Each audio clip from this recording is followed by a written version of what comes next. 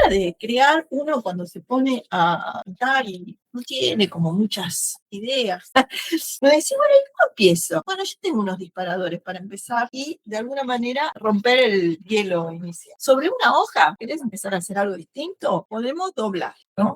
Doblarla, ¿no? Y pintar sobre eso que ya hicimos ahí. Por ejemplo, hay una línea acá, otra línea acá, otra línea acá. Y podemos unir una con otra, alternando entre líneas curvas y líneas rectas. Y ya a partir de ahí empezar a pintar desde un lugar abstracto. Después vamos completando con distintos colores, escala de sepia podemos hacer, que queda muy bien, y hacer un cuadro abstracto. Pero también podemos agarrar la hoja y arrugarla. Imagínate, ahora queda una serie de estímulos diferentes del doblado. Después la planchás con los años, queda planchada. Y ves, cada arruguita le marcas con una línea. Y puedes ver caras, puedes ver cuerpos, ¿no? Por ejemplo, marco una acá, todo abstracto puedes hacer. ¿Ves?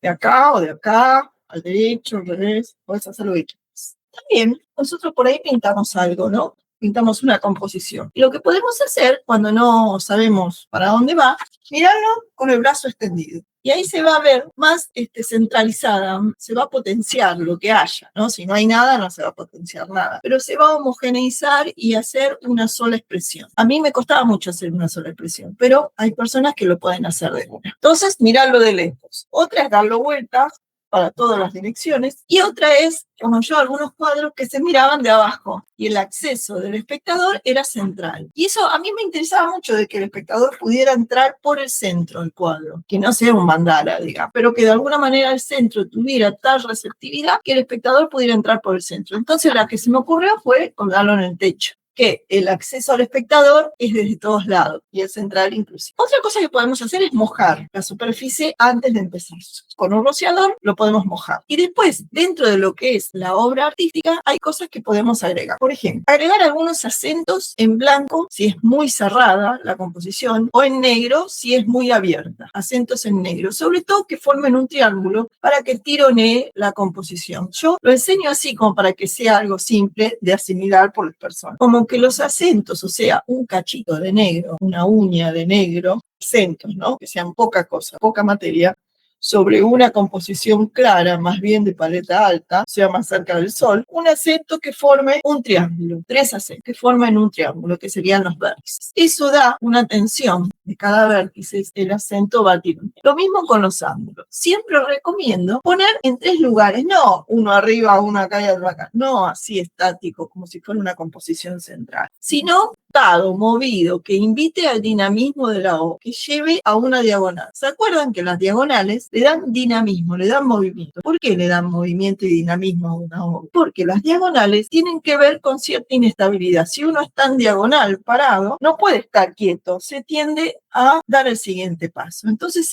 esa diagonal, esa manera de hacer una línea o una composición que vaya por lo diagonal del cuadro, sobre todo izquierda inferior, superior derecha, es una composición dinámica que invita a moverse. Lo usaban mucho los expresionistas, sobre todo como para darle movilidad a la obra. Bueno, después podemos hacer, hablamos de los acentos, también podemos en algún momento, si la pintura está fresca, raspar y hacer como líneas cortas, como acentos, pero por ausencia de la materia. Raspar y dejar ver la tela. Eso es un gesto que despierta al espectador. El raspado de la materia, no sé por qué llama tanto la atención, y es algo como espontáneo, ¿viste? Si lo haces con ganas, no que sea algo así, ¿no? Si le mandás, ¿viste? La intencionalidad es fuerte, ¿no? De romper algo, de querer, de que no sea una puesta en escena, sino te conectás con un verdadero sentimiento de intensidad. Con esos raspajes, así con espátula y todo eso, se hacen unas líneas que dan ciertas tensiones a la obra. Siempre y cuando estén con un uso discreto, no toda la obra, sí, porque entonces, claro, al haber todo el mismo gesto,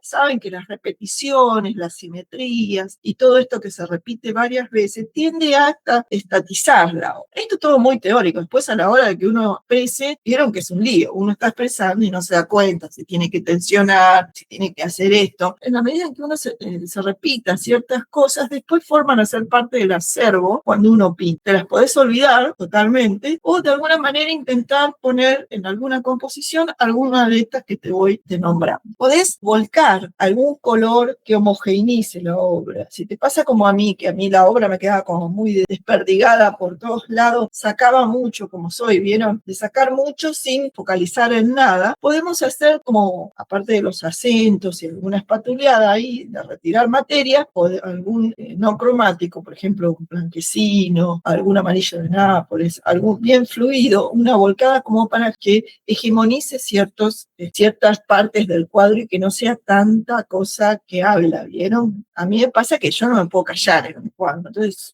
saco. Y es poner todo, es como ponerse todo el placar encima, digamos, me decía la profesora de pintura. Te pones todos los collares juntos, no se ve nada, me decía. Entonces, una de las cosas es esto que les estoy diciendo, usar la diagonal, marcar algún acento y lo demás, apaciguarlo con alguna volcada de algún blanco, algún amarillo, algún color neutro o blanco, o alguno de los sepias claro, con blanco, líquido. Entonces uno vuelca arriba y una zona se hace más calmada. Podemos también integrar otras técnicas, por ejemplo, meterle como vimos en este cuadro de la chica que le cosía ciertas partes del encaje, le podemos poner, coser algunas partes, pegar botones. Vieron que hay gente que pega los botones como van los botones, no, vos lo podés partir como si fueran penecitas y poner los botones como si fueran mosaicos. Cambiar así las funciones, por ejemplo, si ponemos fideos, ponerlos como aro, para decir algo grotesco, nadie le va a poner un fideo ahora, pero no poner botones como botones, ¿entienden? Lo que yo les digo es cambiar las funciones. De los botones hacerlos penecitas de mosaico. De una lamparita de luz hacerlo una baldosa. Cambiar la función del objeto que ponemos. Poner un objeto, incorporarlo dentro de una pintura que es un objeto bidimensional, no tiene la tridimensión del objeto, no tiene la profundidad. Incorporar un objeto es muy difícil de integrarlo. Tiene que estar integrado con la materia. De alguna manera tenés que buscar algo inteligente que lo integre, que le haga de pasaje de esa bidimensión a la tridimensión, agregando su esencia de una forma creativa, ¿no? Por ejemplo, si ponemos una lamparita, que no sé cómo, no se me ocurre, la mitad de una lamparita, ponemos en un cuadro, ponerla es como si fuera una puerta, y usar esa distinción de la materia misma puesta de manera concreta, cambiándole la función que tiene en la realidad. Como yo les hablaba la otra vez de la arena, ponerla en las olas, como para agregar una cualidad táctil, un objeto presente, pero con un sentido distinto, que cambie el significado de lo que está representado. Esto es ya más avanzado, digamos. Uno tiene que manejar los sentidos de lo que está expresando como para multiplicar y abarcar a más sentidos posibles y comunicar con más personas. Yo por lo menos entiendo eso, pretendo eso. Por eso hablo en distintas frecuencias. Hablo para uno, hablo para otro. Quiero todo. Mi propia manera de expresarme. Me gusta que el mensaje sea complejo de una obra. Y en esa complejidad usar objetos, porque el objeto habla mucho de su función. En su función está su esencia también. Esto decía Ben Riverson hace muchos años, la función del objeto. Uno cuando va a agarrar un cuchillo no tiene dudas cómo se agarra un cuchillo. Es como que la función del cuchillo uno la tiene incorporada dentro del cuchillo. Esto a mí me lleva a pensar, imagínense, si yo ahora agrego un celular pegado en una obra, no lo voy a hacer celular. Voy a hacer que todo el sentido del celular, por ejemplo, sea una cama, se me ocurre, ¿no? Así que cualquiera dice. La cama de Van Gogh, un celular. Entonces, todo el significado del objeto celular se lo agregamos a cómo Van Gogh dormía. Entonces, es un sentido complejo, ¿se dan cuenta, no? El significado, lo que significa, lo que va por las ideas, ¿no? En estas cosas, cuando uno está avanzado en pintura, empieza a jugar con estas cosas y hay varias figuras que uno puede usar para complejizar el mensaje. Esto de la metonimia, la metáfora, hay un montón de figuras retóricas que en literatura se usan igual que en el arte, que ponen una cosa que representa como parte, como todo, como exageración, como diminutivo, qué sé yo. Había un montón de figuras que, bueno, vieron cómo son esas cosas complicadas que uno estudió una vez y después se acuerda lejanamente. Pero es interesante que también les llegue a ustedes, que hay manejos de los sentidos, de los mensajes que uno hace, muy complicados y muy ricos, porque cuanto más complicado es y el mensaje se ve transformado en el vínculo con el espectador, esto es muy interesante para poder usar. Seguramente en la publicidad y todo lo que tiene que ver con el marketing, esto está por abajo y uno no se da cuenta cómo tiene ganas de tomar Coca-Cola después de ver la propaganda, después de ver la publicidad. Me cuentan, ¿qué les parece esto que les estoy diciendo?